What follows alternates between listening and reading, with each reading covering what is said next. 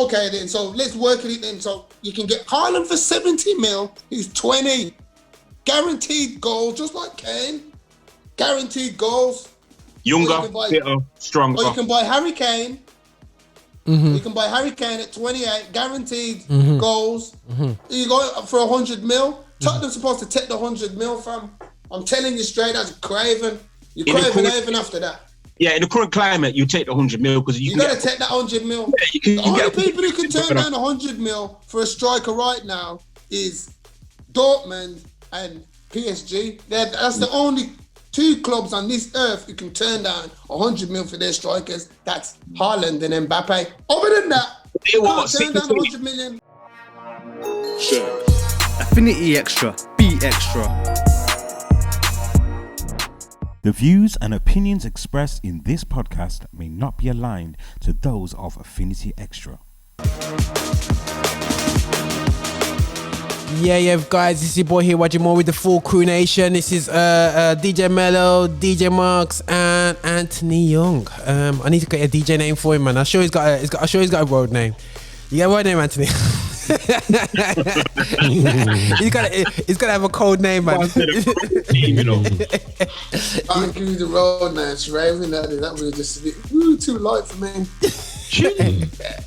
But listen, guys, you know, we're here celebrating sport for black people. Obviously, primarily football because we're all football fans. But what I found out is that the guys do like athletics. You know, we do like basketball. I'm probably the least when it comes to basketball, but the guys do know a bit about basketball. You know what I mean? I know myself. I believe it's a great form of male netball. But anyway, but apart from that fact of a great sport, which I get criticised by my friends about, but I stick to football 100. But I do like to, you know, have a look at the greats when it comes to basketball. And the Olympics are on right now. I do feel like, guys, I don't know how you feel about the Olympics at the moment, but the Olympics in general, it just does not have, for me, the flavour that it used to have back in the day. I don't know if you guys... Yeah, used to have to lock in back in the day, innit? Back used to be on BBC. He's on the BBC from morning to night. You know, like from the first event all the way. It was like it was locked off. You know what I'm saying? And we know there's money involved in the TV deals, but I just don't feel the vibe. You know what I'm saying? For a long time in the Olympics, since even when it was in Great Britain or London Olympics or so, you know what I mean, I wasn't really in that vibe for that, you know. I don't know how you guys, you know, what do you think? 2012, London 2012. I went really into it, bro. Yeah, we watched 100 meters. Fire blood. No, I watched a lot of that. I did watch a lot. I watched a lot of that. I mean, it was from a vibe stream. It seemed fire for me. Anyway, I don't know about nobody else. It was athletics. I can't remember the whole Olympics. Yeah, it's just track and field. From track and field, after that, you can lock it off for me. I don't care. Not interested. I think so for me, obviously, go on. Sorry to cut you, Marcus. Obviously now, because obviously pro-black, you know, Jamaica first, and then every African nation, born England, don't want them to get no gold. Yeah, I'll put it out there, and please don't edit this. You know. I'm just talking to the team. I want Jamaica to win. I want Jamaica to win. I want Jamaica to win every goal they can win. You know, I want. What I really love to see from the Olympics though is that when black people excel in them sports that they don't expect us to excel in. You okay. Yeah. Like, They never thought we'd come and control tennis the way we have. They never thought we'd come and take over golf the way we did. Yeah. They didn't think that. You understand? They never thought that. We've even got two swimmers now. Look at the gymnastics. Gymnastics, come on. Gymnastics, we locked that off as well. You know, you understand? They better hope they don't get no good gym equipment in Jamaica. That's what we need now in Jamaica, some good gym equipment to get some Jamaican gymnasts on it. Yeah, man, get some coaches out there. We need to get some good equipment out there. And whenever they teach us anything, we just dominate. Plain and simple. Yeah, we just take it to the next level. So, you know, I'm just glad that we're excelling in them kind of things. I mean, like chess, you know. I'm sure we've got a chess champion as well. sort of stupid like that. I'm sure they've got a chess champion, a black chess champion. As long as you get paid, bro, it's not charity. You see all the black people all up in it, man. You know what I'm saying? The big money jobs. You don't see us do 10-pin bowling in America, do you? You know what I'm saying? We use our strength for American football and getting paid them 100 grand in contracts to get out the zone, man. You know what I'm saying? DJ Marx, you was gonna say something, man? No, I was just going to say that for me, I kind of feel a bit the same as you, Rod, in the sense of I don't catch that same buzz about it now. But I think it's more because I don't feel, even though there's good athletes, I don't feel there's any like really big personalities anymore. I'm thinking of all the years that I've watched it. There's always been that, one or two people that you watch, especially when you're talking about the 100 meters. It used to be about 10, 15 people you watch. Yeah, especially when you talk about the 100 meters, 200 year, right? There's always like big personalities, even to the 400. And I would literally watch it so I could see certain man running or whatever. But now, I just feel there's been a decline. I think the last excitement I got was, literally watching Bolt. Obviously, I was just waiting for that. You've got to go back to that little island called Jamaica. Yeah. You get me? I think there was one. I can't remember which one it was. Yeah, right. There was one Olympics game. I can't remember which one it was, and there was a next brother from Jamaica that was competing with Bolt or trying to compete. Blake. Johan. Yeah, coming through. So that was exciting. You know what I'm saying? Watching because he had talent as well. And even the heat. Yeah. Look how Blake's fell off though, bro. Because he was meant to be the final. one to replace him. Did he get to the final? Did he get to the final? No, he got to semi-final. Flopped. Yeah, flopped. Yeah, come on, semi-final. I think for me that's the big thing is that I just feel there's not any real big personality that I follow anymore. That's true. Yeah, because even back in the day, the heats alone were very, just excitement. You didn't want to miss the heats. You get me? Yeah. But now, like you say, there's nobody. Like Anthony said, there's nobody really excited, nobody really lighting up the place at all. But the thing is, watching for Jamaica. Jamaica's doing something with there. You know what I mean? But apart from now, but the thing is, England have nobody. Apart from Jamaica, Bev, I don't look forward. Before, like you said, it's real talk. When I was growing up now, probably because I'm a bit older than yourselves, the Americans as well. Because that's what I'm saying. The Americans, back in the days, bro, the American. It was all about America back in them days. It was all about America. You know what I mean? I remember Jamaica. Jamaica had Dan Quarry. Now that's going back time. That's going like that's Alan before Wells time. You get me? Dan Quarry, the Dan. And but that was it from Jamaica. You had probably one good run of one. Merely and Otti back in the day as well. She came a bit later, but Merely and Otti came through. You understand? But you only had like one, whereas latter days now, in the last 10, 12 years, Jamaica have brought a few of them, men and women. Usain brought the firm through, then you got Shelly Ann and her firm came through after Merlin. So the Jamaicans, we've built something there, but like you say, bro, the island, as I said, I'm just so pleased for, again, just highlighting what Jamaica is.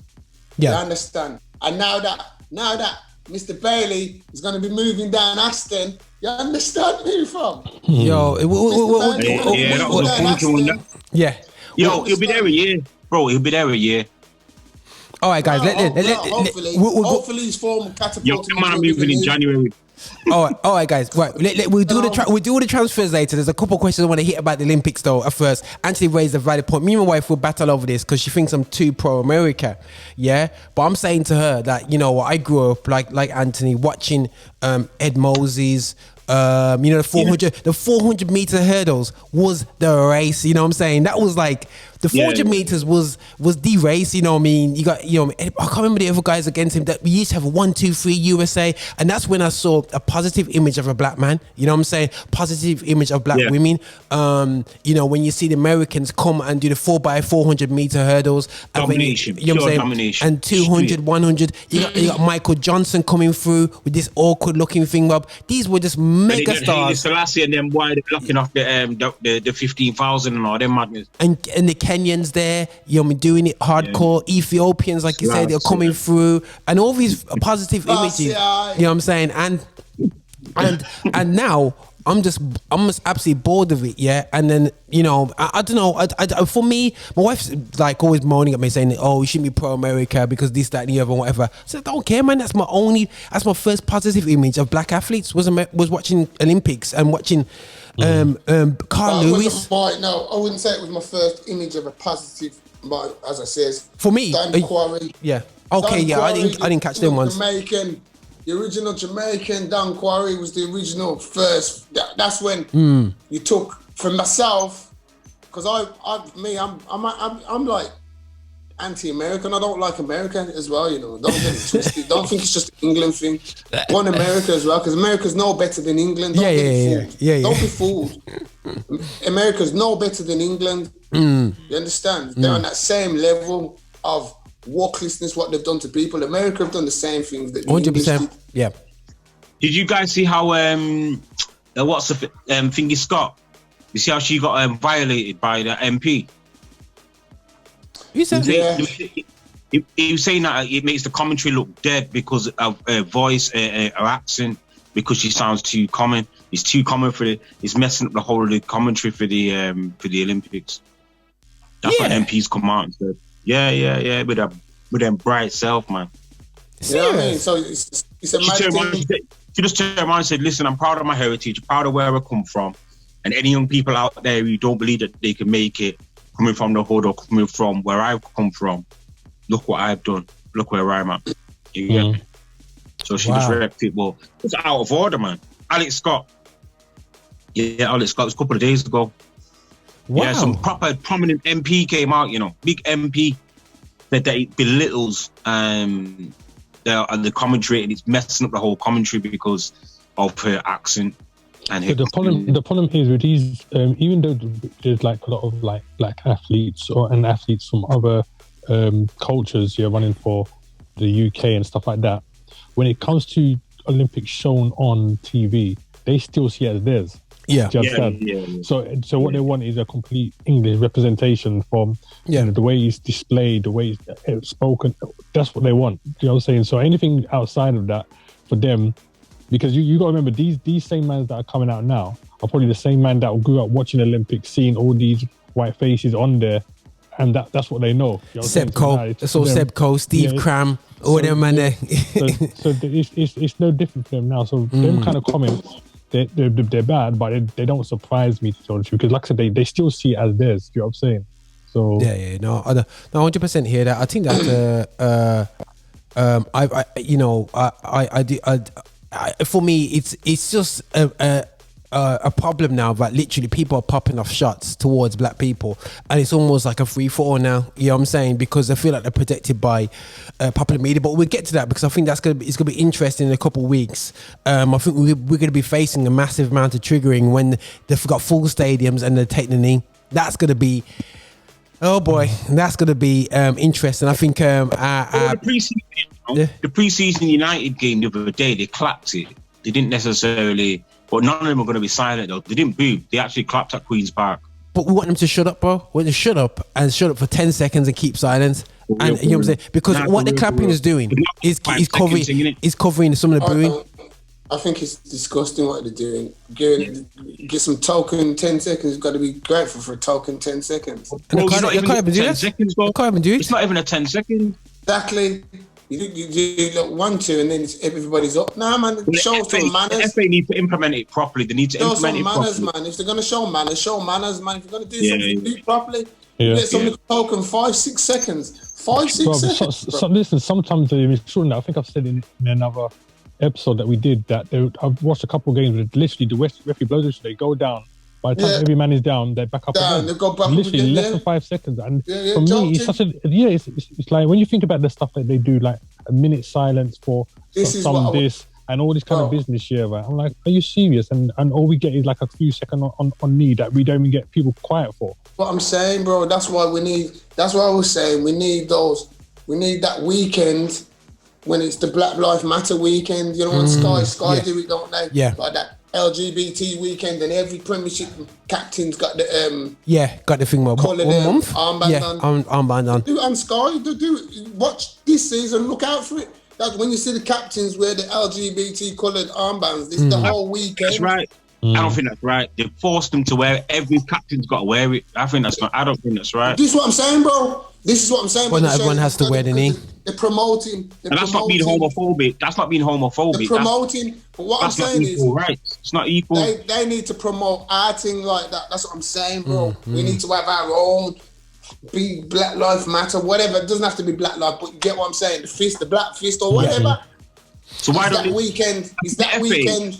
You get what I'm saying?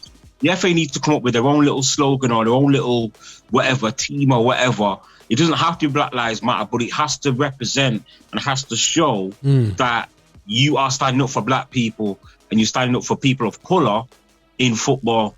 But the FA... we have a new movement. It's a fist on a white background and it's WRT. We run things. Get me? We run things. A black movement. But it's all dark is. No, definitely. And you're talking about that now in the Olympics. I don't know if you heard. There's an athlete, and obviously she's American.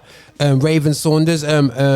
She's a gay black American who made a protest and put the X up. And obviously you're not allowed to protest in these Olympics anyway.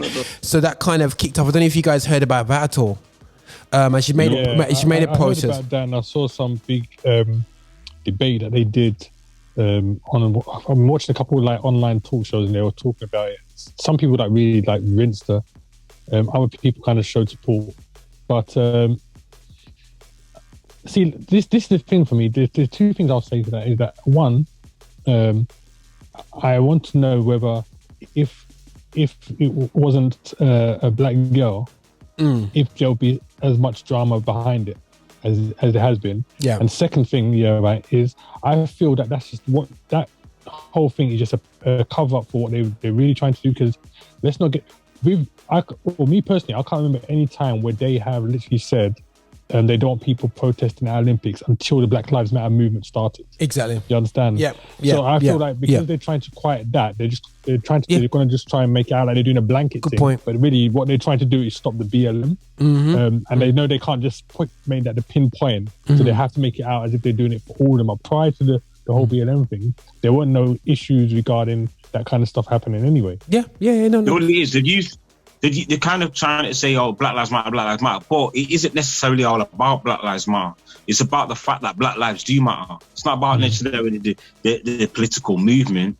And that's what they need to try and separate and do properly, because obviously there's certain factions of the BLM that ain't right, that are a bit dodgy. You know what I mean? With regards to their family, you know, they want to break up the standard family and whatever. There's lots of issues around the BLM actual political movement, yeah? But it doesn't negate the fact that they are standing up, those that we are kneeling for the fact that Black lives actually do matter. And they've been abused all around football, you know what I mean? And sports, all sports. I've said on so many shows on here that the FA needs to step up and do something. Yeah. But they're still the end stepped up and done anything, and it goes into athletics as well. But okay for us to run, listen, man, we just call it as it is. We're straight up cannon fodder. We're still doing. It's like we're in arenas. If you go to Olympic times, we're the gladiators. We're the ones who die, and we never get out there. And what I have to realize is that one of the greatest rebellions in the Roman Empire were by the gladiators that scared the Romans, because they said, "Yo." You know what I mean? I can't remember the gladiator who started up the rebellion, but once he got the rebellion going, it took over, and they realized that there's more of us than there's of you. You know what I'm saying? You know what I mean? We are trained, we're honest, we can do this. So for me, I'm not saying this is some big rebellion or Spartacus, that's it. You know what I mean? I'm not saying that this is about taking over and burning down England. It's just the reality show is that you just utilizing us like we got no brains, and we just cannon fodder for you to, in the middle, we mash up our bodies and our career's done, and then we dead off in a council flat for the rest of our life. And that's what they've been doing with us since we come to this country and started doing football. The stories of early footballers, if you see the way they're living right now, no one, you know what I'm saying? They're living lower than us, man. I seen a blues player didn't make it. I don't know if a blues player, he was the first black player in the Midlands to play for a team before Seal them or for blues, and he's a bin man. You know what I mean? Like, you know, he's a. I'm not saying the man. Everyone's been successful for that time, but our guys are just literally slave of themselves and are just about eating. You know what I mean? And this is the thing for me is that if you look at a lot of these clubs, from the small ones to the big ones, when you see them on TV, what they do is a lot of the time they bring back what they call their legends or guys that played for them years back, and you see them in their suits and they show them love and stuff like that. But that 99% of the time, right, it's not their former black players. I was saying, you'll see like, Man United, you see Alex Ferguson sitting there with all these former Man United players and stuff like that, right? But if you see a black player amongst them, right, it's a shock. You know what I'm saying? I've noticed they put Andy Cole out there on a regular now throughout the pre-season. He's been on the bench. He's been around. Not around the bench. He's been around, the press and everything. Well, they feel shame in it.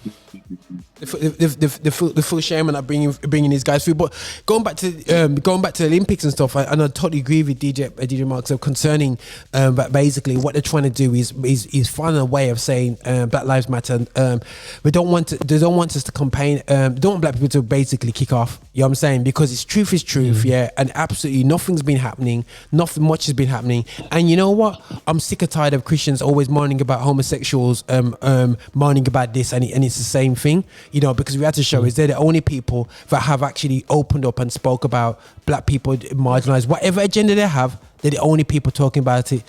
Everybody else is like, just get over it. Sorry. So you know what? If I rate the man them for opening up the mouth and stepping up for us, as much as I may not agree with their style. I rate them at all. They're not getting ratings from me. You can get ratings all you want, bro. See, Mello had to go there. You know what I'm saying? What we add to the show is that basically, for me, if these people are so weird and different, and yes, they got their agendas, but you know what happened to so-called men of God, women of God? Where that? With the great heart, with the great knowledge, with the caring for the poor, caring for the meek. We'll stop going to the highways and the byways. That's why we'll stop leaving our yards. We'll stop leaving the church. Never mind. You know what I mean? You leave the church for a little picnic and thing, but you're not going out there and spending time with these young people that are on road and doing stuff with them. Where's the fathers? Where's the community fathers? Where's the men in the church?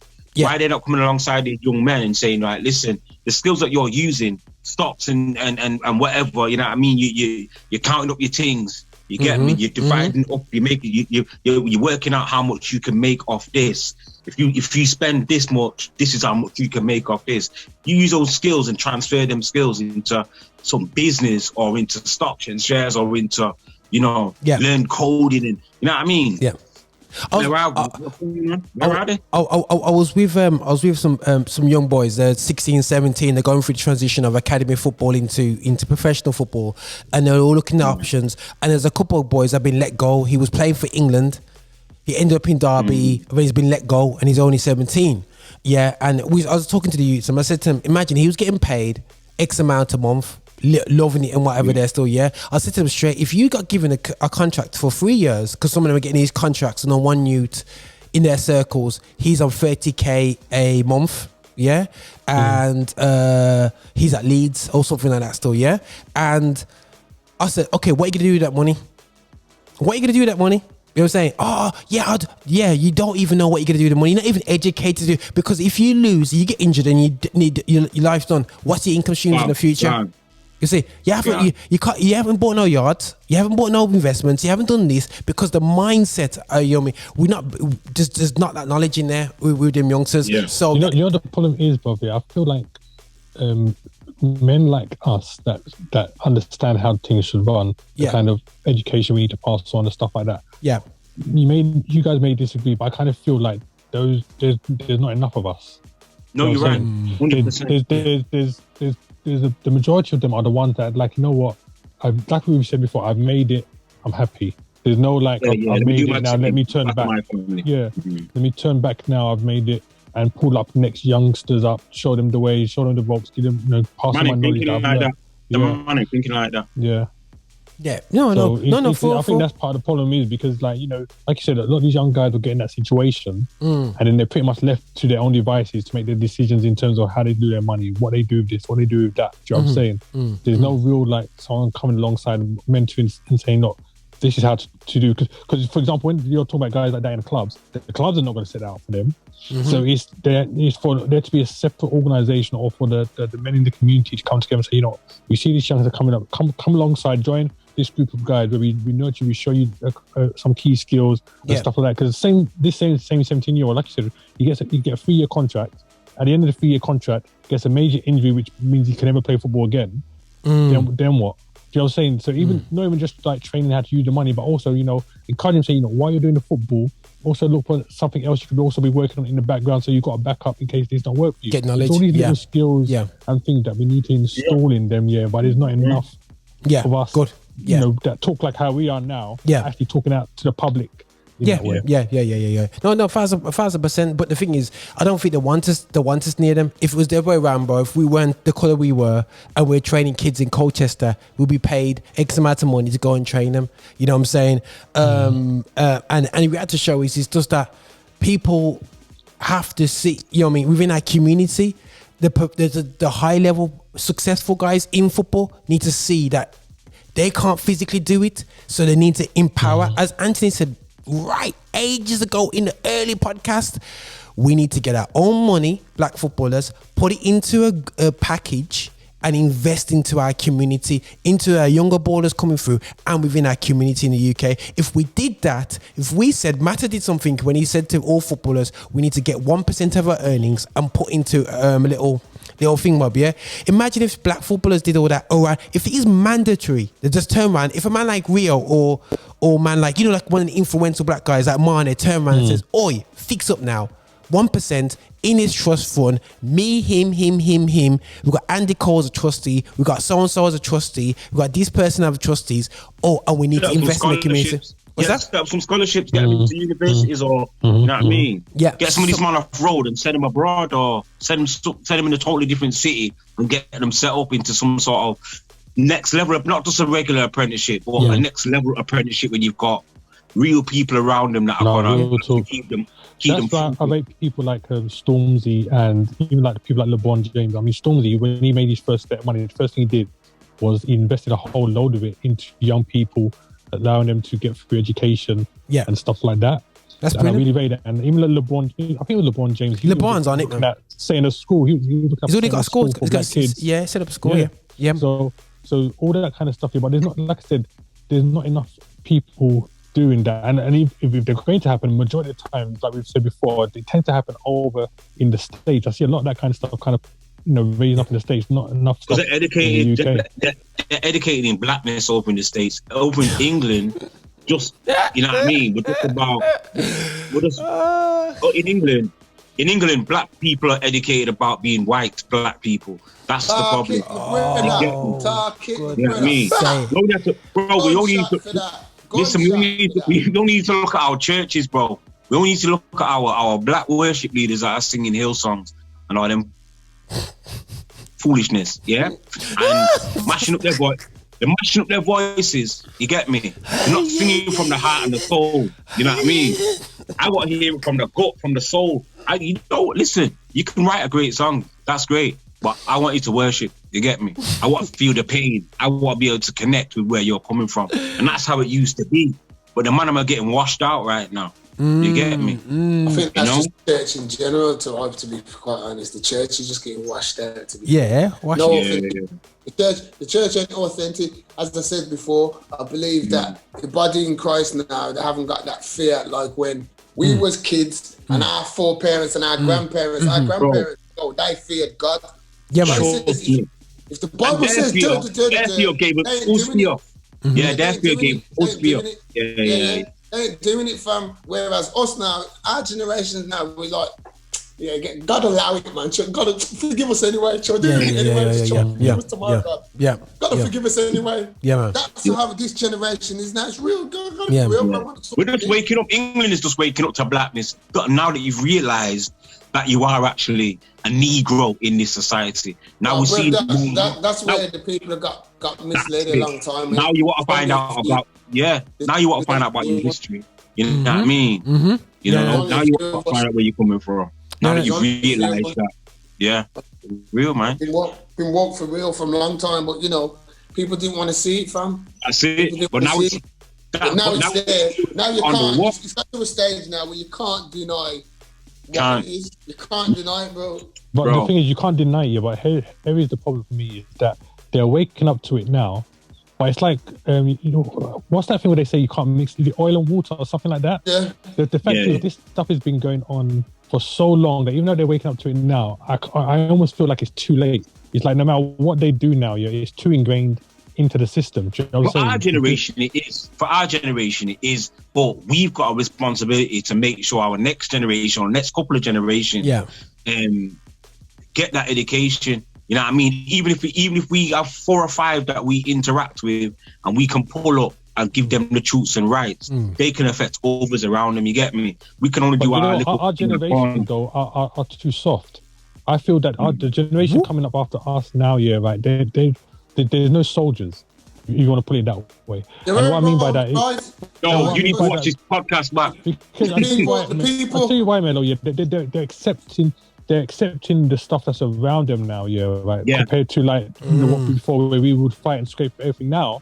Especially when you see that now they've been given drips of little things. They're like, it's cool. Do you know what I'm saying? Some of them, they'll not say they will never experience racism, but they won't experience racism to the level that some of us came through, where you've been chased down by man because you just the wrong corner. Do you know what I'm saying?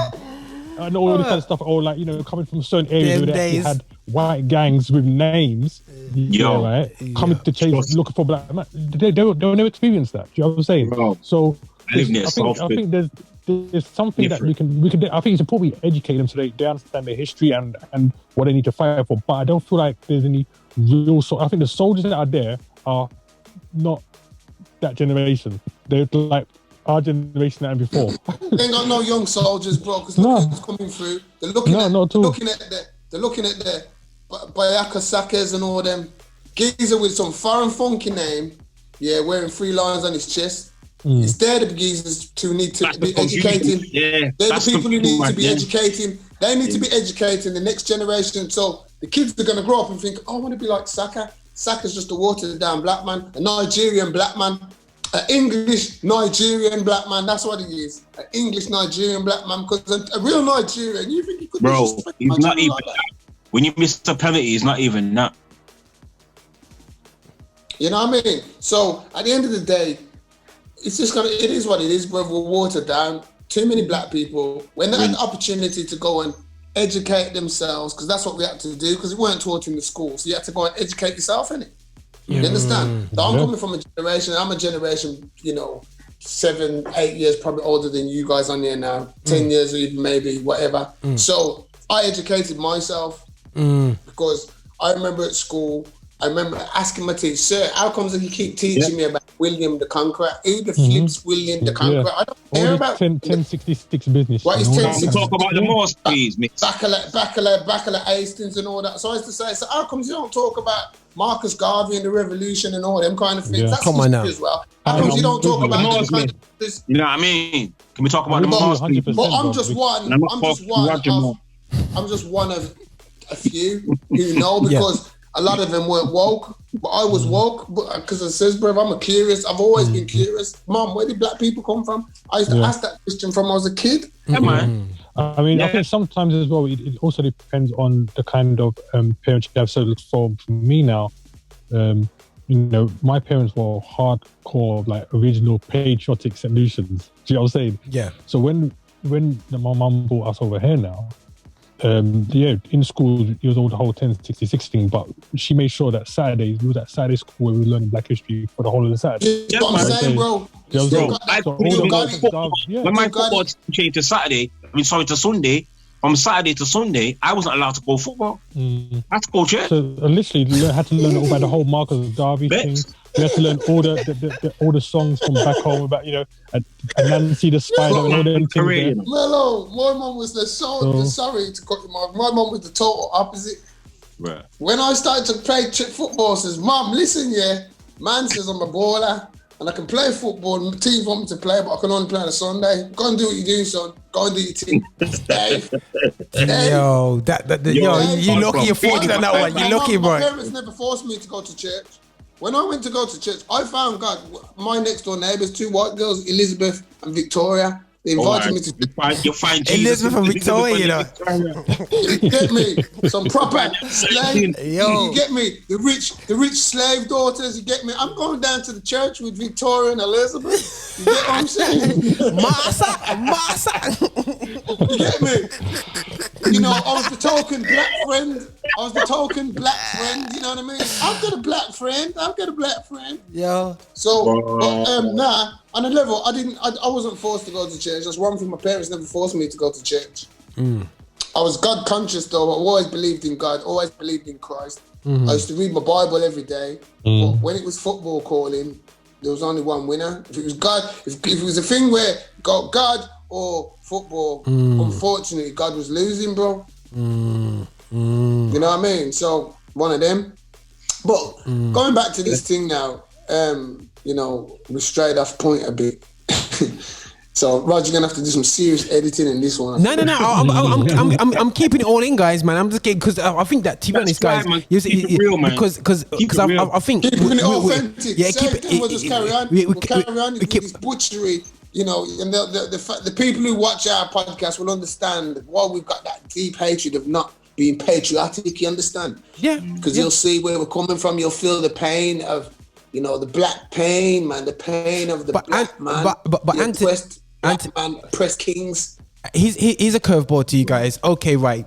This week, I want to ask you guys this question because I mentioned the other day in my show about we've seen, unfortunately, Simone Biles with the mental pull-out. We've seen Osaka She's gone back in. You know, she's got the pressure. She felt the pressure. She's gone back in. Yeah.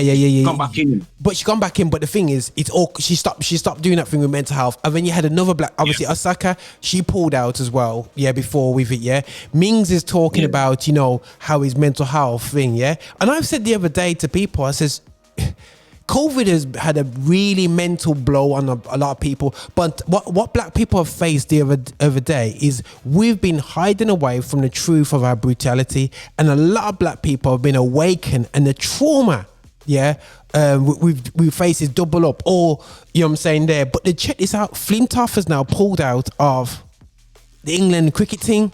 Yeah, now Flintoff. Not Flintoff. What's his name? The ginger guy, tall guy. Ben Stokes. The Ben Stokes. I don't know why I said Flintoff, but he's got that Flintoff vibe anyway. Yeah, Stokes. Lads, Roger, you gotta keep an eye on Roger. You know, I think dementia's kicking. You know, he said, "Coffee's running out, man." But listen, he plays like he's Flintoffish anyway. So the way he plays, but for me, no one really is going in on him like I heard how they're going on Simone Biles. And going on the mental health thing. How do you guys feel about mental health when it comes to sport? Do you feel that it's okay for these guys to kind of like going, oh, I need time out, or you like Djokovic, you have to go through it. Jordan didn't have mental health. All these there needs to be more support. There needs to be more support, especially for these young players. Like Anthony was saying, when they've got that bag of money, mentally, how are you supposed to deal with that? How are you supposed to overnight be able to handle bills and managing finances and stuff like that? And then you get dropped 1 week. How do you deal with getting dropped 1 week when you've lived all your life never missing a game and always being on that pitch, always starting, but yet you're hitting the high life now, and then you're getting dropped every maybe 3 or 4 weeks? How do you deal with those situations when you can't get back in the team, or you get a little niggling injury? And like Rashford, you play through it because you think, if I miss a game, I'm going to be out for time. I can't afford to miss a game. I've got to play. I'm going to miss out on playing for England. Then you go to England and sit down for 4 weeks. Idiot. You know what I mean? All them foolishness is like, what prepares you for those things? And then on top of that, you've sat down for 4 weeks and you've stepped on the pitch for 2 minutes and flopped the thing. So at the end of the day, you've got to deal with that. Then being called a black this and black that. Can I say that for hearing what you're saying, Mello? I hear everything you're saying, but you know what prepares you for that? Your parents prepare you for that. Hold on. Marcus Rashford hasn't been the first footballer to go through them kind of things. Footballers have been going through this from time. Been going through racial abuse from time. And they've had to get on and deal with it. We look at Cyril, look at the Cyrils, the Loriconnans, the Batsons. They went through all that, still went through. We don't hear Cyril Regis go. We didn't hear Cyril Regis. Did they have their own fans trying to twist you up? Yeah, but bro, we just didn't hear about it because we didn't have social media. It's just a different sense of rules Look how the man nowadays. wanted to bust up that guy that looked like Saka when he was still in the ground. The guy looked like Saka, so they wanted to twist him up. Bro, don't you think they wanted to do that on a Saturday when Paul Canoville was putting on the blue shirt at Chelsea? True. Chelsea fans says Chelsea drew 1-1 in the game, and the geezer said to him, like he'd say, "All right, Mello, how are you, bro? Oh, I'm a bit pissed today, you know. What's wrong? Oh, we lost today, 1-0. No, you didn't. You drew 1-0. No, we might as well have lost because I ain't celebrating that nigger who scored for us." That's how Chelsea fans used to talk about their own. Yeah. So when you're talking about the Marcus Rashford's going through what they're going through now, bro, they can go through what they're going through now on £150,000 a week. Them geezers weren't getting that from. Yeah. They weren't getting all that. So I don't want to hear no money for these stories. I think the difference between then and now, right, is like Ant was saying, right, that I think the parenting plays a massive part. And I think, again, this goes back to what I was saying before. I feel the older generation of black folk in this country, they prepared their kids better, I think, in terms of letting them know what it's like out there. Do you understand? Where Rashford's generation now, they're very young. I think. And them English parents. Yeah, man. They've got nothing bad. It's them English parents. You're black. You're from man. No disrespect. But some of them ain't got the history. Some of them don't buy into 100%. That culturism. Some of them don't. Mello, you can tell Mello's bought into it. Mello's a Jamaican. Mello's Jamaican. But you got some of them who, you know, they don't even eat a boiled dumpling and yam and banana. They don't eat boiled dumpling. What's that? Fish and chip parents, right? What's that? You know what I mean? Come around Mello's house. Mello's mom says, "You want some dinner, Anthony?" Yeah. What's your mom having, Mello? Aki, something, right? Dumpling. Go certain around, you think, okay, say, and you're thinking, what's that? You know what I mean? No, it's thinking, what's all that? Because they haven't got a clue. Bro. They haven't got no culture in them. And not everybody bought into it. Even down to, I've got a friend of mine, like, you know, his kids, literally, I've never seen such a group of whiny crybaby thing over every little thing. Mm-hmm. And it's stuff that I'm thinking my generation would never have made a noise over them kind of things there. You know what I'm saying? Because there was a tough, and it goes back to something I said on the earlier podcast here, that from that film Higher Learning, where the man said that black people here are born to fight, are born ready to fight. Yeah. I think that was true from a certain generation. This generation now, because we came out fighting. Yeah.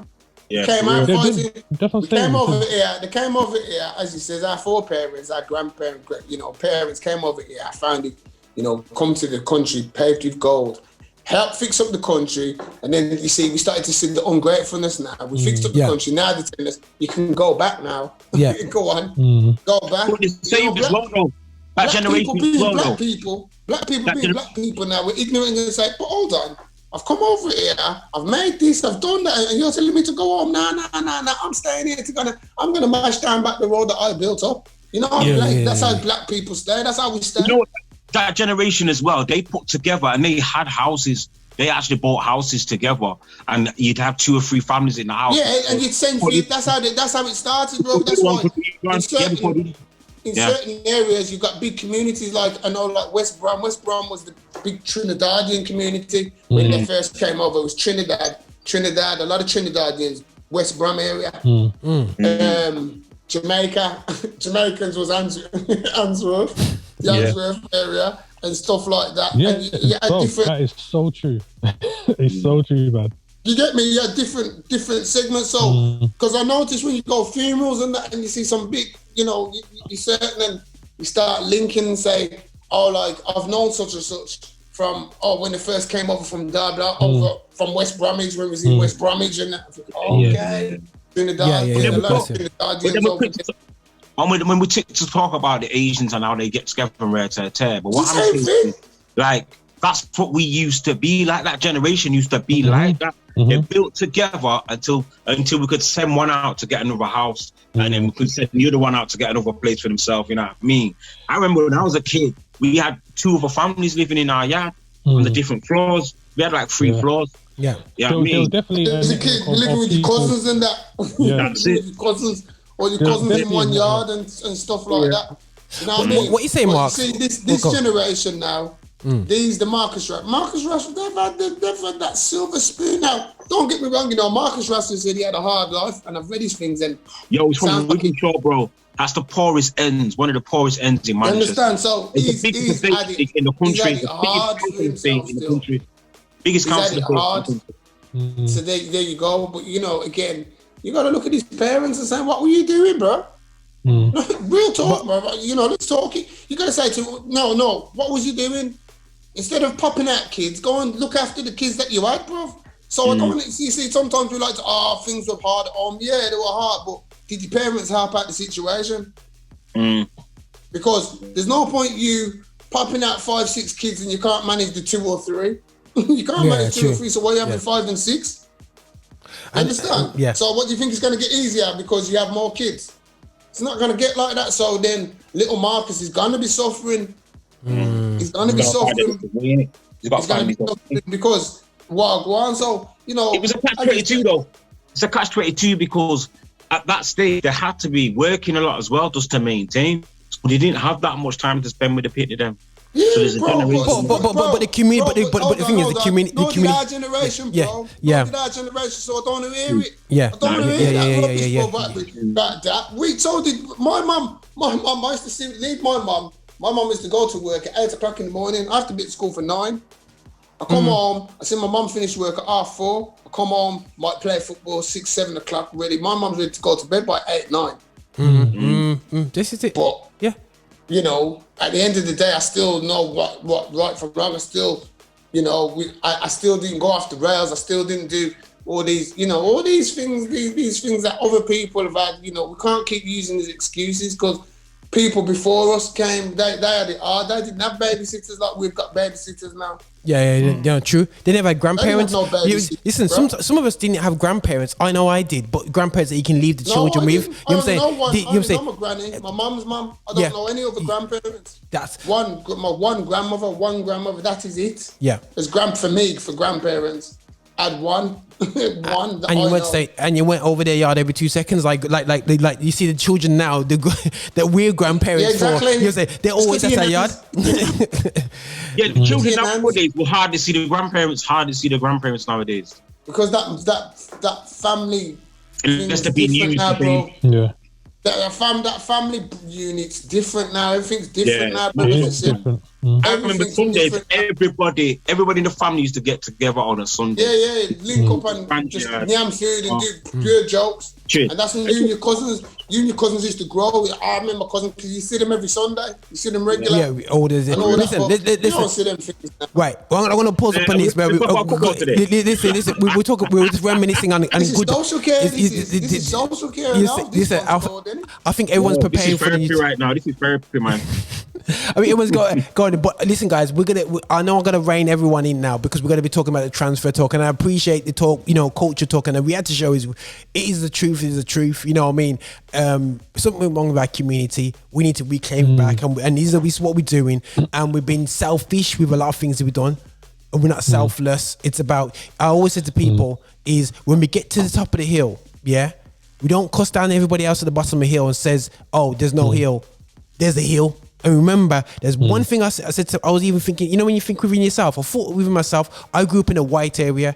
I was in a white school, but I had black friends from the black schools in St. George's and all them roughneck schools, that they had back in the day. And I always said to myself, when we got to church, these guys were more intelligent with me.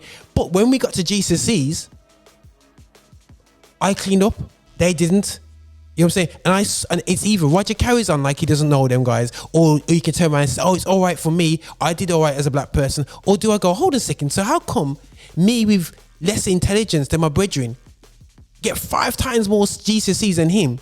Does that make sense? You know what I'm saying? What was different about his black school when it was with my white school? Yeah, and sometimes we just look and say, "Oh, I got there." Education where the whites was at, bro. So that's what it is. Got better education where the whites were at. You understand? So the investment was there. Put it down, bro. You know, where all them black geezers where they're gonna send you them supply teachers, the riff-raff teachers. Where the whites, where it's a predominantly white school, use just the odd the odd bit of colour in a white school. Yeah. Bro, they had all the best teachers going there, bro. That's why you cleaned up. Best you book. decided to and you decided to take it in when it was the exam period. Yeah. You know what I mean? Oh, no, 100%, man. You know what I'm saying? He's definitely with his own. But listen, guys, we have to get to the transfer list because we ain't got much time left, man. For goodness sake, man. Right, we've got 15 minutes, guys, to clean up about the transfer list. Obviously, Anthony's biased towards his Jamaican heritage, and he mentioned that Leon Bailey's coming to go bings on Lazar's Road. Big it up. You know what I mean? Let's talk about that. Raheem!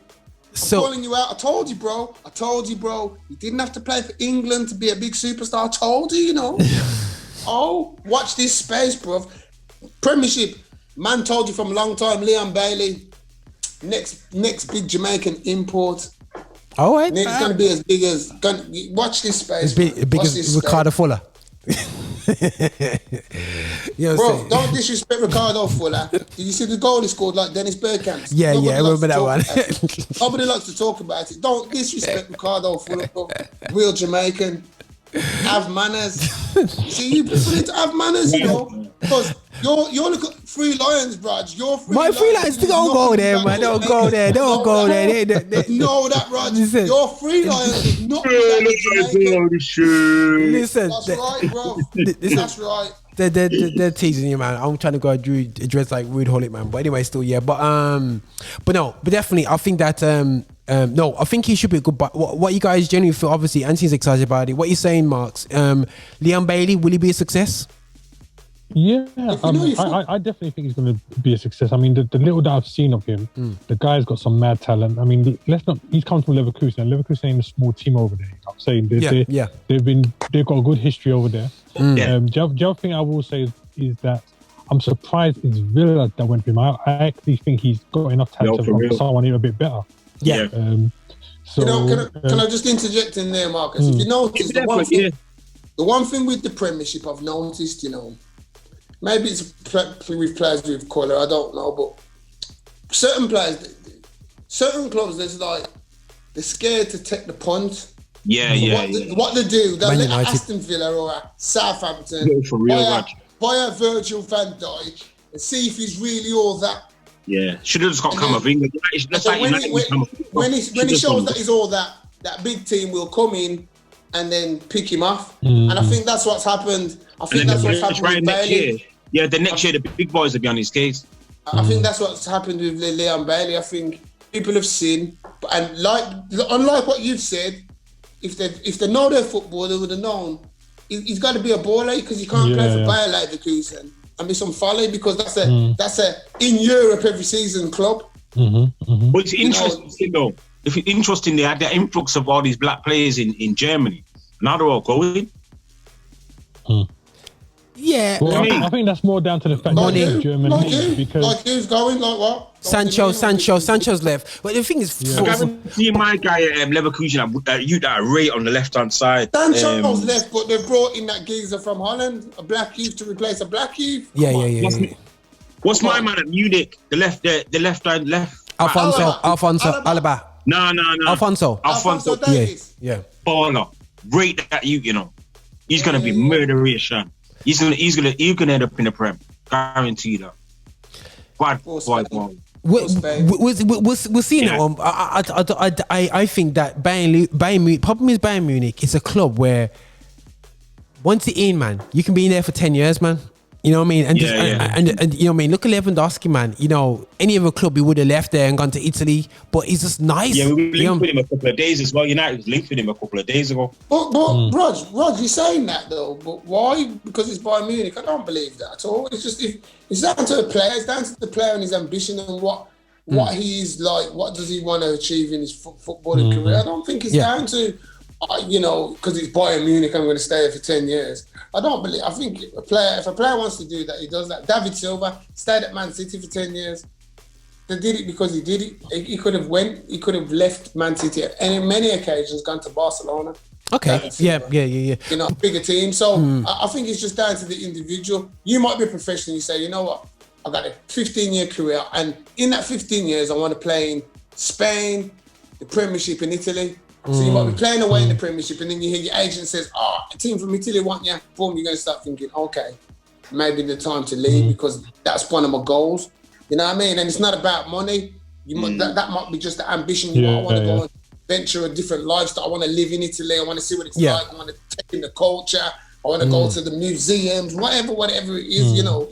It's just one of those. So I think the only people who are going to stay at clubs like that are people like Steven Gerrard. But they're gone now. From next door. Yeah. The next door neighbour kids, you know what I mean? Them kind of, you know, them kind of footballers, they're few and far between now. Them footballers are few and far between now.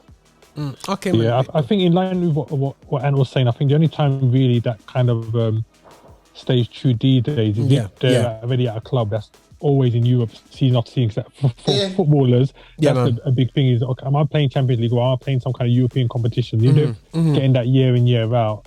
I think they've got that little thing where they're okay to sell, but other than that, I think people that will move freely.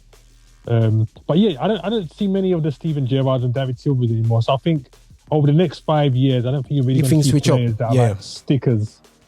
Breaking news. Oh boy, what you got there for us?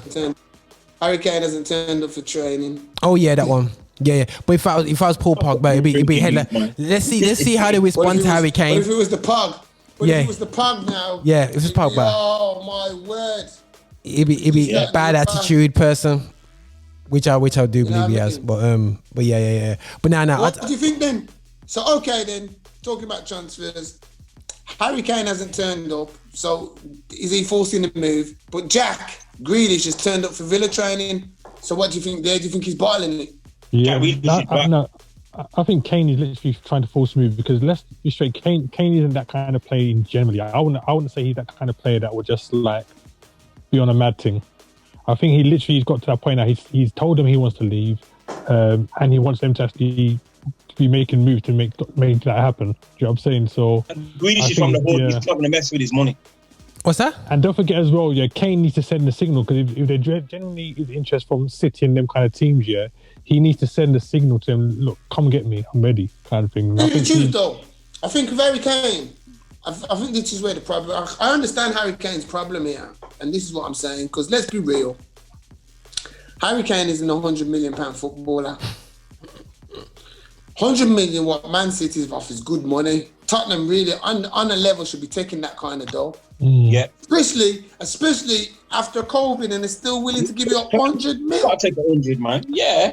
You know what? You've got to take that. So from Harry Kane's point of view, Harry Kane's thinking 100 mil after COVID, that is good money, Levy. Take that.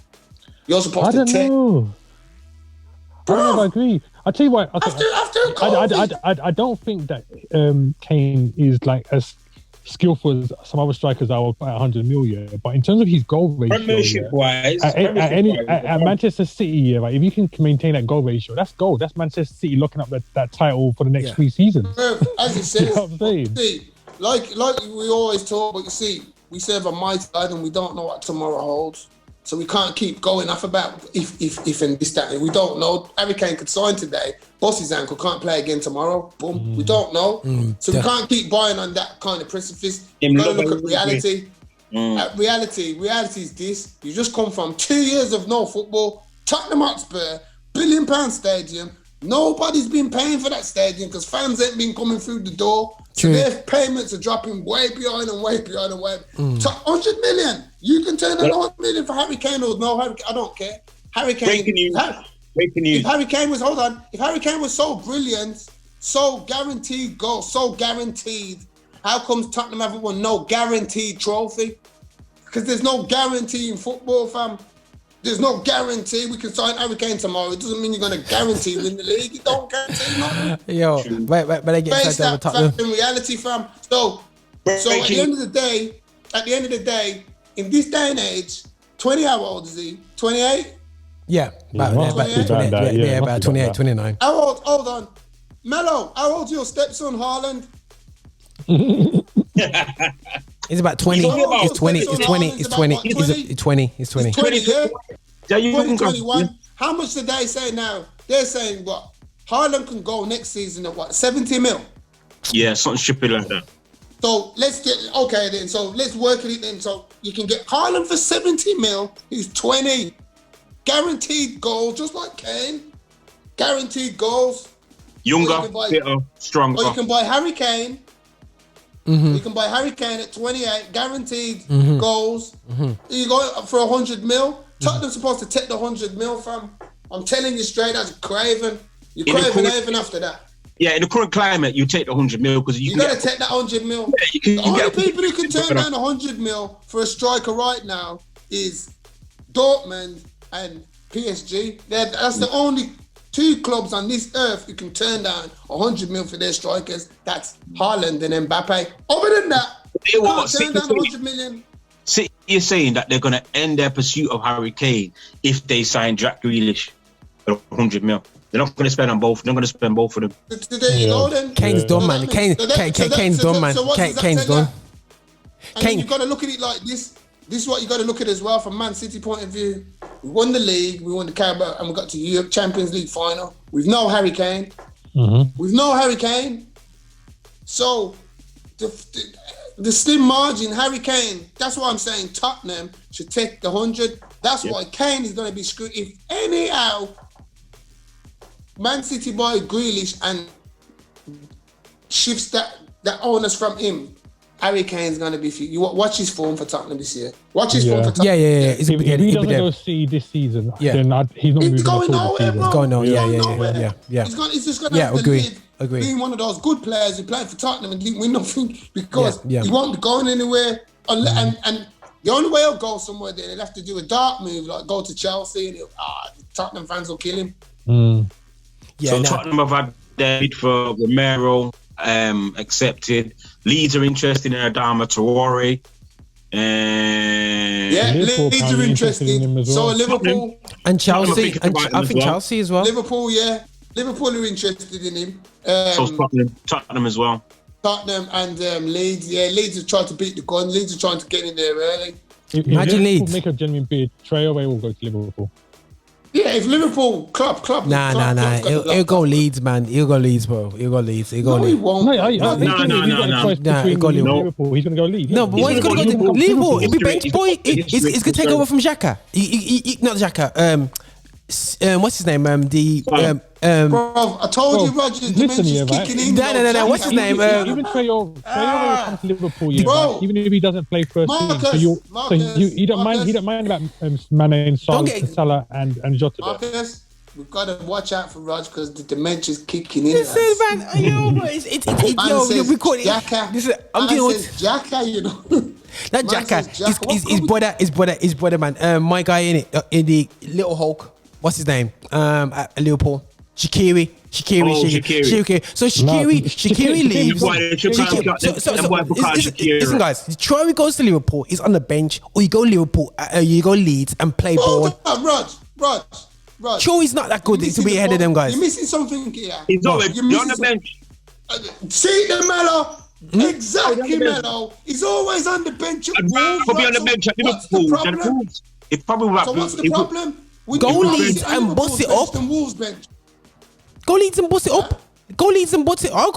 If I was him, I'll go Leeds, man, because you got a Spanish man. You got a manager who's Latino manager. You can go Leeds, bro. You look how fair skin you are. Look how fair skin you are. Bro, have you seen how Bielsa's got Leeds playing? Yeah, the way that Leeds are playing. There's no way Traore is going to go to Leeds and get first team. I'm telling you, if he can't get first team at Wolves, that setup they've got at Leeds now, he's not getting into the first team. I'm telling you. So what's the point to go Liverpool? Because the thing is, he will get games. The way that Klopp... Bro, they've got Champions League to play, man. He's got big trophies to play. What's wrong with you? Nah. I'm not feeling that one. I'm not feeling that. Shaqiri's going. Shaqiri's not going to be there, I don't think. I know, Shaqiri's going, and he's going to take Shaqiri's spot two games a season. Man, the thing is, Shaqiri was getting more games. Don't forget, Shaqiri also had a period where he was injured. Right now, he plays about as much games as one matter, Rod. Shut up, man. Pipe down. Right now, Liverpool have the front three of Jota, Mane, and Salah. Yeah, when you see Klopp always does like for like, and that Traore can play either one of those positions. Traore is dead. Allow him. Listen, Traore needs. It's part of his career. He needs to play in week in, week out. season before it was fire. But last season, no. Okay. So I still got a think he's got something. About sitting on Spanish bench, idiot. Another one of them idiot boy there. No, him heritage. Where? Now, all right, guys. All right. So we got the idea. So we got the verdict. We got split decision about what's going to happen to Traore. So you see what's going to happen. But also, there's a new striker in the town as well, black striker, which is Patson Daka. He's gone to Leicester. If you know about Patson Daka, you know your ball, bro. Big baller. Watch out for this youth. Knows where the back of the net is. Is that the Swedish youth? Is that the Swedish kid? No, bro. No. I saw him in pre-season. Pre-season. Bro, come on, lad. Come on here. Do some homework, lad. Come on. He's Dutch, innit? No, he's Dutch. Is he Dutch? Salzburg. He's from Zambia. He's African, bro. It's pure blood, man. It's a pure blood. Ivory Coast. Zambia. Ivory Coast. Zambia. No, it looked like a baller that finished that he did for Zambia. Listen, he's got pace. He's at Leicester, innit? He's at Leicester. I saw him. He's going to Leicester. He's got pace. He can finish with both feet. He's frightening, bro. Watch out for him. Jamie Vardy, if he doesn't start banging him in this season, Leicester's front two could be in an actual. Yeah, Africa. His composure. He's a big baller, bro. He's a big finisher, man. He knows what the net is. Don't forget though, Vardy's about 32 now, you know, so he hasn't got long to play. Yeah, that's what I'm saying. Yeah. Bro, what they've done, you got to take off your hat to Brendan Rodgers and the people at Liverpool. They've seen that Vardy's on his way out, so they're bringing this youth in now to hit the ground running. You know, you can bed in this season. You're not even under that much pressure this season. They give him a 5-year contract. So that tells you enough. Yep. That tells you enough. Yep. You understand? So they're saying you can have that bidding season. We won't even pressure you probably playing a couple of the cups. A good run here and there. Yeah, man. If he comes on and starts banging, that's a different story. But they're looking in for the long-term successor. There's a lot of black strikers in the Prem now. A lot of black strikers. I think it's going to be quiet. There's a lot of blackness coming into the Prem. I'm seeing, so it's going to be it's going to be an interesting season. Well, maybe for this season we should do our own Black Watch. Black golden boots. Black golden boots. Oh yeah, you are our guesses for golden boot for the year. Yeah, you know what I mean? Who are black guesses for the golden boot? Forget Harry Kane and all that. Which black baller is going to finish with the most goals in the Prem? That's what we're talking. You understand what I'm saying? I know Get it, Raj. money on. Get it, Raj. We can refine that definitely, but I want to do one more. We're going overtime, guys. Yeah, so I want to do one more transfer talk. Yeah, talking about the French Rio Ferdinand. Yeah, which is Raphael Varane. Yeah, I see Anthony's face there. Let's go. Who's that? Hold on, French Rio Ferdinand. Yes, spot on, bro. He's spot on. Black, and he ain't got a pair when it comes to blackness. You're blinking, right? Yeah, say something. Say something, man. Say something. It's gone to Manchester, yeah. Yeah, man. You're damn right. The French Rio Ferdinand, coward. Only hard when he's next. He's only hard when he's next to Vidic. So it's going to be hard next to his boy Harry Maguire. So guys, do you think that was the £34 million was a steal from Man United? Of course. Sorry, what did you say? 34 million? Yeah. That's a snap. It was 41, wasn't it? 41? No. Also with add-ons, yeah. Add-ons, yeah. But 41 million. Then stop trying to make it look. You're trying to make it look like you got a bargain. 28, you spent 41 million on a 28-year-old with dodgy knees. Bro, you better ask yourself these questions. They're in their prime right now. Hold on. All we need is 1 and 2 years out of that youth. That's all we need. 1 and 2 years. Hold on a minute. You see, unlike you, man, who are only going to look with your red-coloured glasses on, me and Marcus here detached. We can look at it from a pugilist point of view, from a strictly footballing point of view. And you've got to ask yourself, it is a bit of a gamble on a geezer who had serious knee surgery only 2-3 years ago. Serious knee surgery. And let's be real, since that knee surgery, he's lost about 2 to 3 yards of pace because he hasn't got that recovery pace that he had before. You are hating. You're just hating. Nah, bro. You know the man's quality. If you got Take it easy. I will talk a truth. Yeah. One thing I'll say, don't get me wrong, you know, for me, Rafael Varane was a baller, but let's go back to a couple of weeks ago in the Euros. Some little midget Swiss had French defence on toast. Just remember that, bro. Varane was playing against Switzerland 3-3, 3-1 up. You don't expect World Cup winners, Varane, of them high prestige and caliber, to let a 2-goal lead go down to Switzerland. No, we're not talking you lost it. You're playing against a big team with some big ballers up front, some big time shatters. No, you had some little dwarfs, bro. Some little dwarfs winning headers. Where was Varane then, bro? Marking was shocking. I tell you what, his marking was like. Marking was like Robinson Crusoe. He had some very good blocks and tackles in that game. He did get rinsed once, but he had some good. French defence was shocking against Switzerland, and he was part of it. You got to face that fact.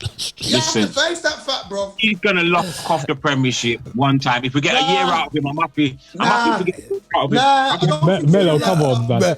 Yo, I'm keeping out this one, man. I'm not backing up Mello. I'm reversing. He's gonna lock it off.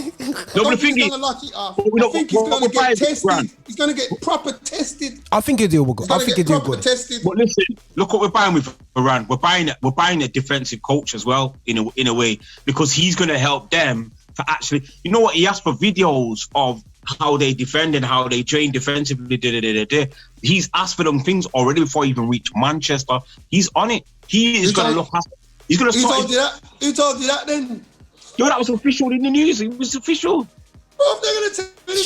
Sheffield Packard. And he's got Harry Maguire's phone number. He's been phoning Harry Maguire. He's been phoning Harry Maguire saying, Harry, what side do you like to play on, Harry? Because I like to play on the left side myself, Harry. So, you know, I just wanted to, before I get to Manchester, yeah, just send me a couple of videos of your shocking defensive displays. What's that smell, Roger?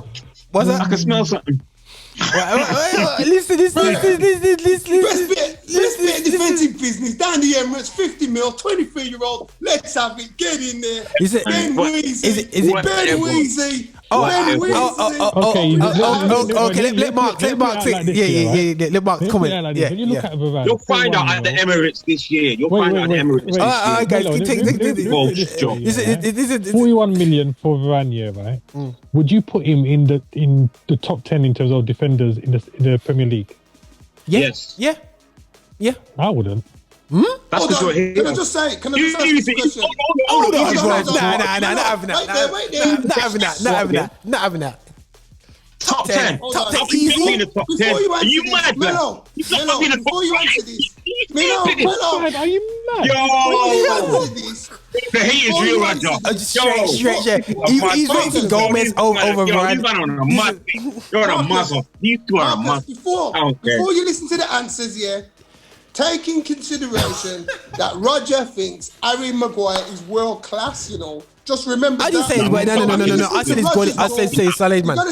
You gotta take that with a pinch of salt, because if you think Harry Maguire is world class, well, something's wrong there, fam. It's a misquote to me there. I think his quality. I think he's a great defender, and I think he needs the right partner, and I think Varane's the right partner for him. You know what I'm saying? And I think that them two will do a great job as long as he says, the knees hold up. But the reality show is that top 10.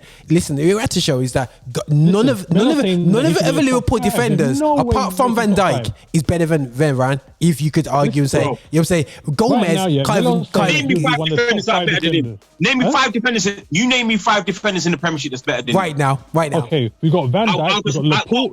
I'll just wait here. I mean, Van Dijk, you got Laporte, you've got Stones. I'll put Stones ahead of. Yes, Laporte's better. One season wonder. Yes. Stones, one season wonder. Got rinsed. Listen, have you Stones no. Game massive? No, not Diaz. Not Diaz. Go on, give me 2 more. Give me Give me 3. I need 3 more. You've got Laporte. Diaz, I would you've say. got Van Yeah, Dijk. listen, I would play Zuma ahead of Varane. I'd play Azpilicueta Oh, no. ahead of Varane. I just laugh at that. Yo, the disrespect is real, I'm bro. telling you. Yo, the disrespect is I would real, play bro. Zuma ahead of Varane. Nah, I'd play I can smell the hate Azpilicueta ahead from of here, Varane. man. I'm in Manchester, I can smell the hate from here, man. Nah, man. Listen, man. all right, let me say this. The motorway, man. There was one point, man. I can smell it. There's one point, Varane for me. Thinking on my yard right now. Stop was that, one of the man. top central defenders here, right? For me, he was one of the top central defenders. He had the pace, he had the ability to defend and stuff like that. Yeah, as Ant said, since the man had his surgery, he's not been the same player. He hasn't. I don't care what you tell me. I'm waiting up 5 defenders that are better than him in the Premiership. I'm telling you, the ones I've named are better than him. Better than him in the Premiership. Are you telling me that he's not as Diaz good is not better as than you Varane? think he is? He's not as good as that, and bro, he's not. He's going to get tested on a level that he's never been tested, bro. He has 2-3 good games a season in Spain, bro. He's getting tested week in, week out. We're going to see how good his knees are, bro. Trust me. We're going to see. We'll see. Well, guys, Your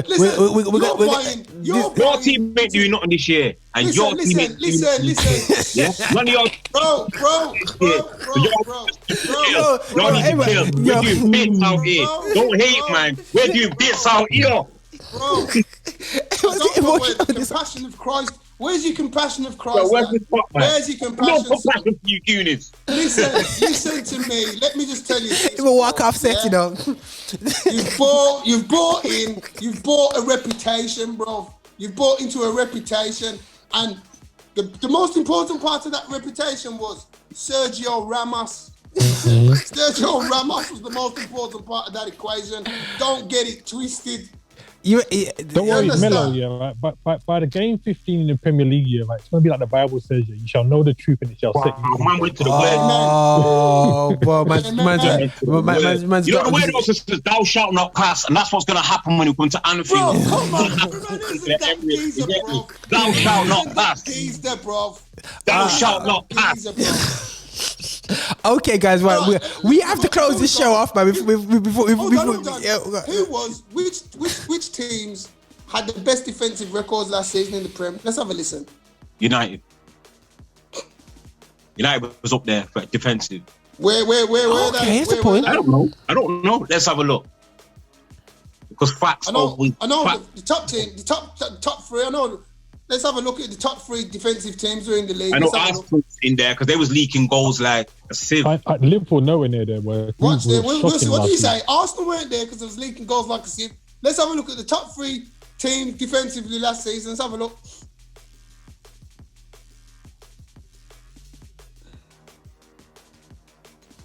Just having a look. Goals conceded. Okay. Oh, goodness sake. Just looking at just looking at it now. Ooh. Okay. Oh, goodness sake, man. Some complicated thing here. Man City, Chelsea, Arsenal. Oh, sorry. Man City, Chelsea. Hold up. Worst defenses. City, Arsenal, Chelsea, Liverpool, then United. Worst defenses. Tell me something. The worst defenses. Worst defensive. So all them defenses were worse than Man United's. Oh, actually, wait. Oh, actually. Wait. Come on, Mello. Lay off that wacky backy. It doesn't matter though. We still came second. It doesn't matter. Has no relevance. Bro, no, it's not relevant. And what we're talking about, the relevance is you asked the question and we're saying, we Marcus and myself will say what we think. As a gamble, you took a serious gamble, £41 million on a 28-year-old with dodgy knees after serious knee surgery. Look at players who've had serious knee surgery down history. They've only got decreased. They've never come to that standard that you left them at before the knee injury. Hold on, look at Van Dijk. Van Dijk's been out for a year. We haven't seen him yet. There you go. We haven't seen him yet. So you can't put him above Varane. Yeah, we don't know. You can't put him above Varane right now. You can't put him above Varane right now. He's going to be back at the level where he left. That man ain't going to be back on a level till November, December. Varane's ready to go. If he gets to that level, this is the big question. That's what we're saying. And that's the thing with Varane. Varane, if you look at Varane of 3-4 years ago, Switzerland would not got back into that game. Varane is supposed to be France's rock, as you said. It's not a one-man defence, is it? No, come on, hold on. What have you played for? What are you buying then? What did you see against Switzerland? Can you let me finish, please? Let me finish, and then if you let me finish, I feel like in a pub here. You can answer the question, bro. You're not letting me finish. You want to talk over because you know what I'm telling you is the truth. Like Marcus says, just accept it and it'll set you free. But let's just talk it. So at the end of the day, 2-3 years ago, Varane, France 3-1 up. There's no way back for that team. He's your go-to guy. He's your geezer. He's the rock of France football. He's supposed to be organising this defence to say, we're 3-1 up, lads. Thou shall not pass. What happened? Well, let me tell you what happened. Deschamps. France played with one defensive midfielder. You're making excuses now, bro. I don't hear about defensive midfielders. We're talking about centre halves. We're talking about the centre halves, bro. The centre halves. Yo, the centre halves did not lose France the Euros. They did. No. They did, bro. They did, bro. Come on. Go and look at those defending again. Go and look at them, bro. They've analysed it, you know. You know they did the analyse. When they see Man United spent the 41, don't you think they went on there and said, Varane's defending at this Swiss corner was a bit dodgy, though. Bro. Where was he? Lost his marker. The first goal, Switzerland's first goal was because of Varane's poor marking. He was marking fresh. One of the goals was, you're right. But aside from the Euros and his performance in the Euros, at the end of the day, he's been on point for the last X amount of years. He's won everything. Well, is it coincidence then that Real Madrid didn't win a trophy this season with Varane so on point? That wasn't down to Varane, though. Real Madrid was shocking anyway. Bro, what I'm saying to you is this, though. You see, you don't want to take the... No, but as a team that were dead, United got second, bro. United got second with their dead. Hold on. United got second. What I'm showing you, bro, what I'm showing you is this.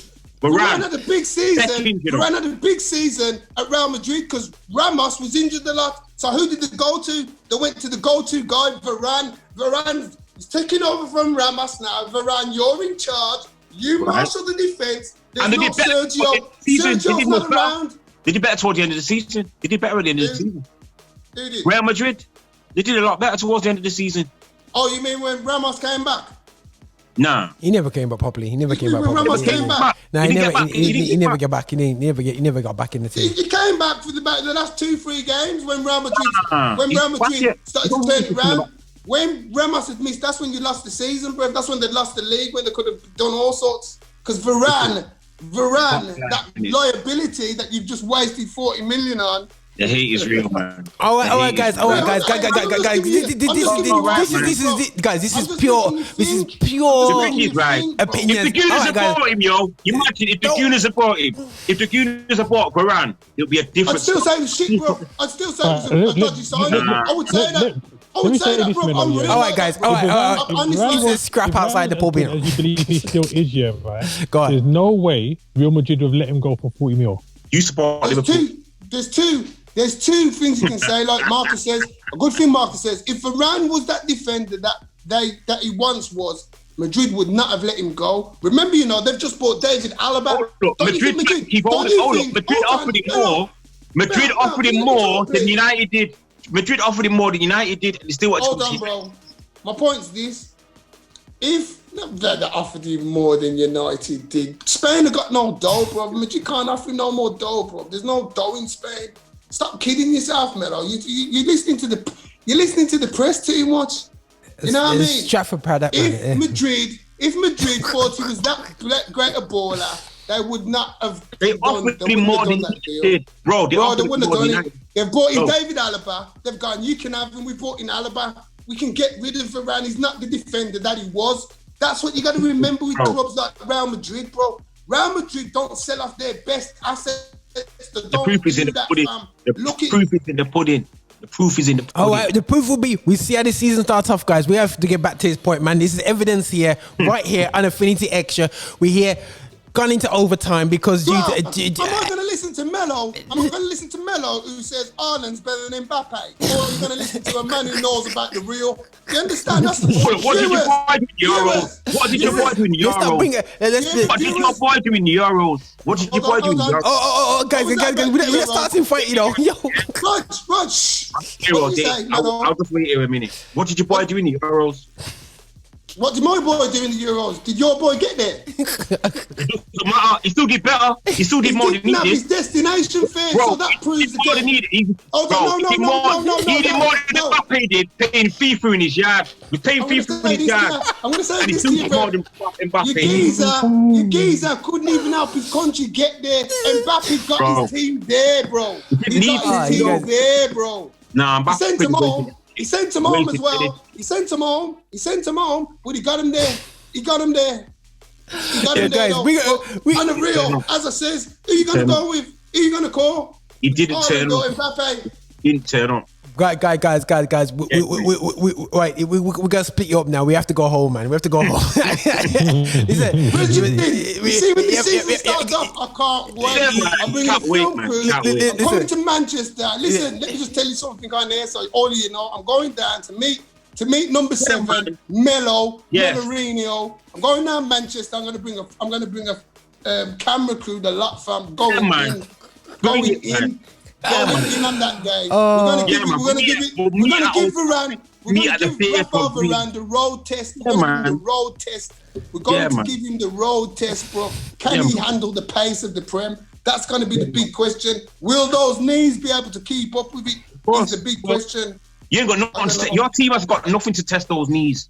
So, bro, start shooting, man. You guys shoot. Yo, back up, man. Yo. This is like a scrap when you just throw last punch and you just agree to stop and then start again. Yo, you just stop this right. Then just done. But listen, guys, yo, we love it, man. We love it. Listen, man, guys, you understand why black clubs have got closed down because they spent too much time arguing over dominoes afterwards. You just saw evidence of that, man. That's like Crystal Palace so many problems. You know what I'm saying? You know what I mean? But no, guys. For that, right, we will check out about Varane and see the success of him. But it'd be really exciting to see some of the manoeuvres that happen over the next few weeks when it comes to transfers. Well, we'll see what Man United spend their money on. They're talking. We just need to see some deliveries. It's in delivery from everyone. This Man United ball, ain't it? Yeah. World record, man. Well on the old black. Get back to the blackness, man. Yeah, recruitment fronts. Yeah, I mean, so just adding some pepper to the team, you get me? You know what I'm saying? But listen, guys, you know, thanks for your time and effort. Thank you for what. So we'll get into more future things, Bobs, in terms of the return of Van Dijk and Gomez. Will that change Liverpool? That's gonna be Marcus gonna prepare for that one because we'll see two friendlies about that, and his caretaker gonna really come through. But we'll dive into. We have to mash up Liverpool. We try and bring in DJ H. I think we bring him in, man. I think he's soft enough to he'll be able to handle them big man talk. You know what I'm saying? We have to be big man talk. H, man. H can't come in here after all that season. Them youngsters, them can't come in here. You know what I'm saying? Marcus is doing a great job by himself. Yeah, man. Representing, you know what I mean? Get the Farley's World Scout, man, and get some of the young boy in there. But listen, guys, respect, man, and thanks for your time, man. Now I'm gonna spend, this guy spent ages now. Guys, now copy the file onto my hard drive. Marcus is like this one, bro, it's gonna be. Listen, bro, I'm gonna be taking out some bits out of this and put it on Facebook and everything so they can see the argument.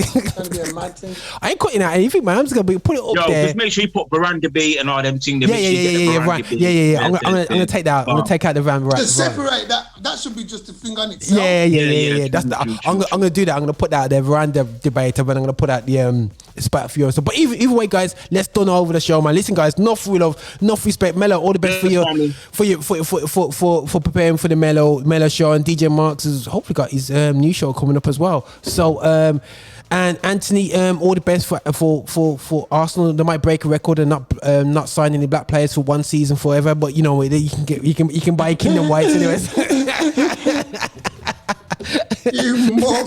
You mock them silly. We don't need to sign Darkies, bro. We got Darkies coming through the books, bro.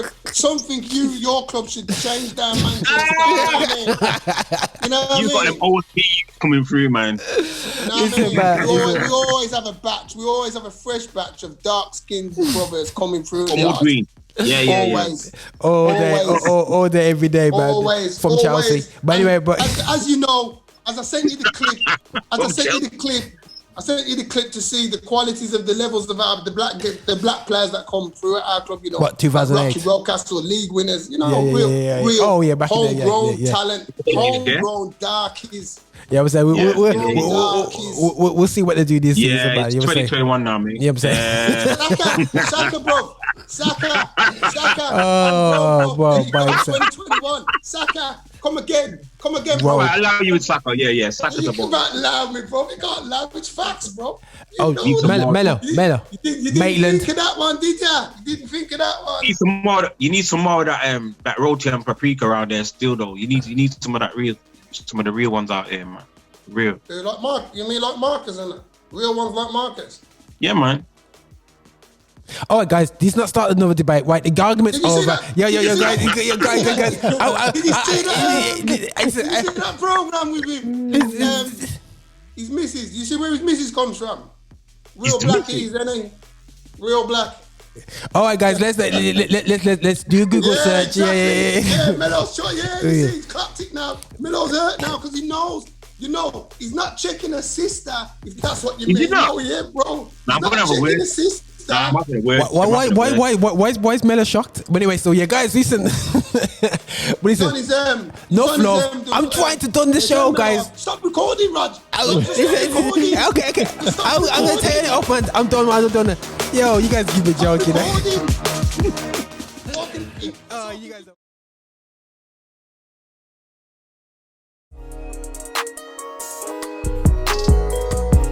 Visit us for updates and shows at affinityextra.co.uk.